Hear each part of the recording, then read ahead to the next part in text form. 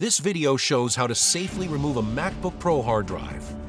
Tools required: pentalobe screwdriver, Torx T5, spudger. Wear an anti-static wrist strap. Power down, unplug, and ground yourself before opening the case. Remove the 5 bottom pentalobe screws and keep them organized by length. Pry off the bottom case gently using a plastic spudger to avoid damage. Disconnect the battery connector to prevent electrical damage before touching components. Locate the hard drive or SSD near the upper right corner of the logic board. Remove the mounting screws, securing the drive or drive bracket, set them aside. Carefully lift the drive by its pull tab or use a plastic tool to avoid flexing the board.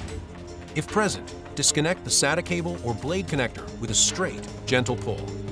Inspect the bay for debris, then prepare the replacement drive or secure the original for storage.